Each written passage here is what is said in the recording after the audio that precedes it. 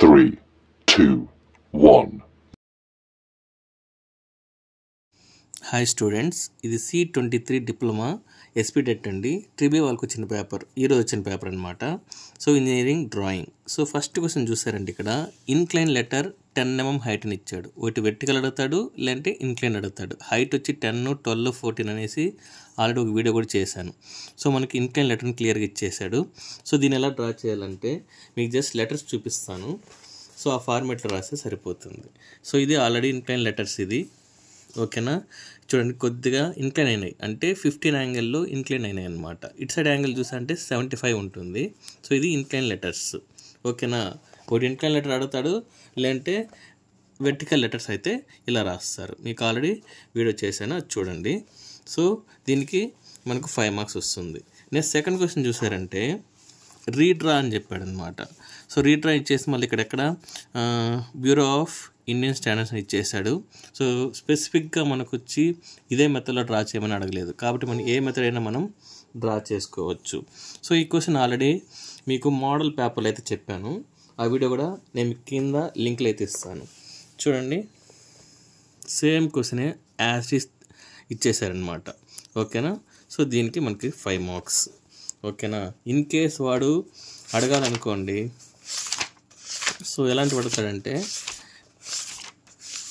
ఇలా ఉన్నా చూడండి, ప్యారలల్ డైమెన్షనింగ్ మెథడ్, ఓకేనా. ఇలా నేమ్ ఇచ్చేసి మనం ఈ ఫార్మేట్లో డ్రా చేస్తాం. యాసిడ్ డయాగ్రామ్ డ్రా చేసి యూసింగ్ ప్యారలల్ డైమెన్షనింగ్ మెథడ్ అయితే ఈ విధంగా మనం హీరో హెడ్స్ ఇస్తాం. ఇన్ కేస్ ప్రోగ్రెసివ్ డైమెన్షనింగ్ అడిగారనుకో ఈ మెథడ్లో డ్రా చేస్తాం, ఓకేనా. ఇంకొక 2 మెథడ్స్ ఉన్నాయి.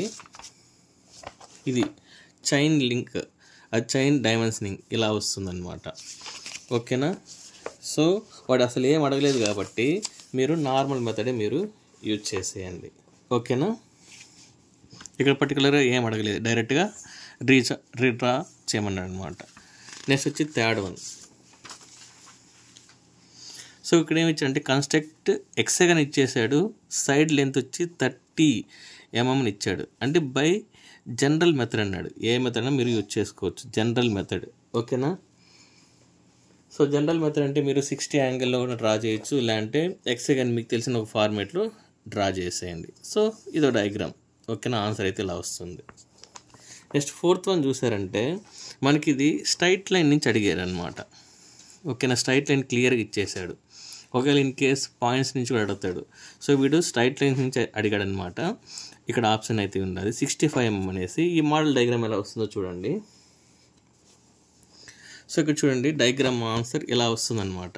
అంటే లెంత్ అనేది 65 వస్తుంది. మళ్ళీ కింద చూసారంటే ఇక్కడ ఏమి ఇచ్చాడు, కండిషన్ అయితే బోత్ వీపీ అండ్ హెచ్పీ ఇచ్చాడు. 20 mm in front of VP అంటే హెచ్పీలో మనకు 20 mm వస్తుంది.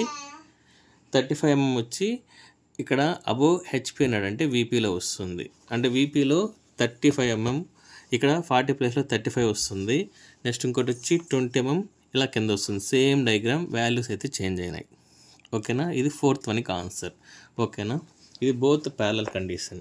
పార్ట్ బి చూసారంటే మనకు డ్రా అండ్ ఇన్వల్యూట్ అనే సర్కిల్ ఆఫ్ రేడియస్ అని ఇచ్చాడు. చాలామంది డయామీటర్ అనుకుంటారు, ఓకేనా. రేడియస్ అని ఇచ్చాడు. డయామీటర్ 40 ఇచ్చుండాలి, కానీ వాడు రేడియస్ హాఫ్ ఇచ్చేసాడు. మీరు మళ్ళీ దీంతో హాఫ్ తీసుకోకూడదు. ఈ రేడియస్ ఇచ్చాడు కాబట్టి 20తో రేడియస్ తీసుకొని సర్కిల్ ఫామ్ చేయాలి. సో దాని ఆన్సర్ చూసారంటే మనకు వచ్చి ఇదన్నమాట.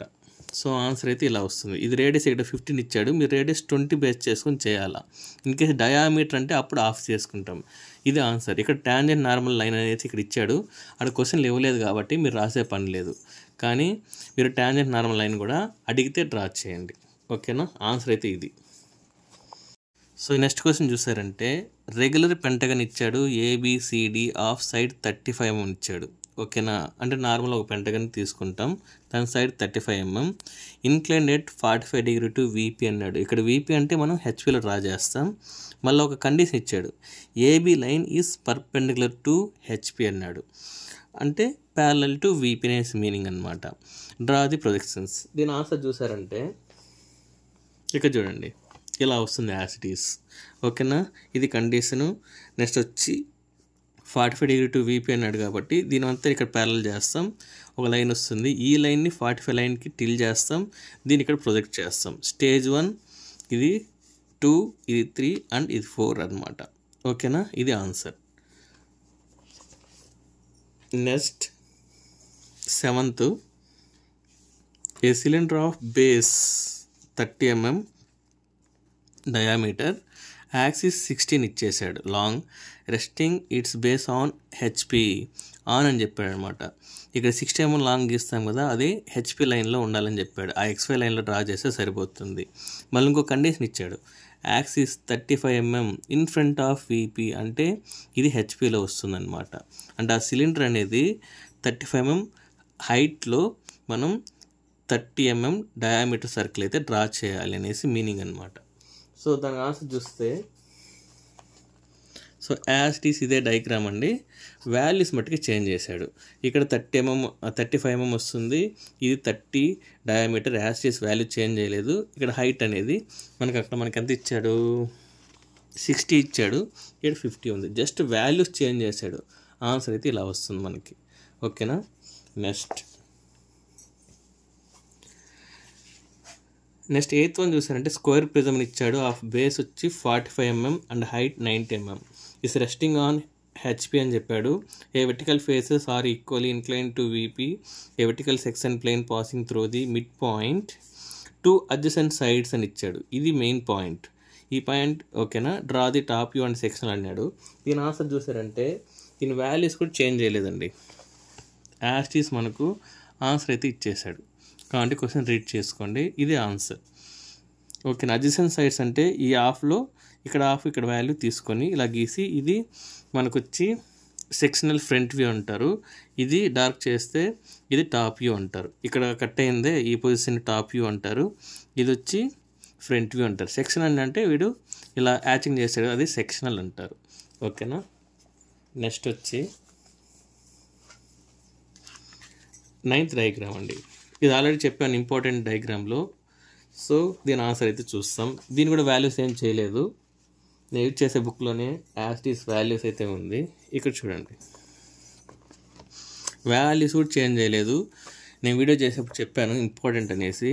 సో ఇదే ఆన్సర్, అది క్వశ్చన్, ఇది ఆన్సర్ అనమాట. సో 10th క్వశ్చన్ అండి, సేమ్ మనకు అబ్జర్వ్ వ్యూ నుంచి అడుగుతారు, ఎందుకంటే 20 మార్క్స్ వస్తాయని చెప్పాను. ఈ క్వశ్చన్ అయితే నేను మీకు చెప్పలేదు, కానీ నా టెక్స్ట్ బుక్లో అయితే ఉంది, ఆన్సర్ మీకు చూపిస్తాను. ఇదండి ఈ డయాగ్రామ్.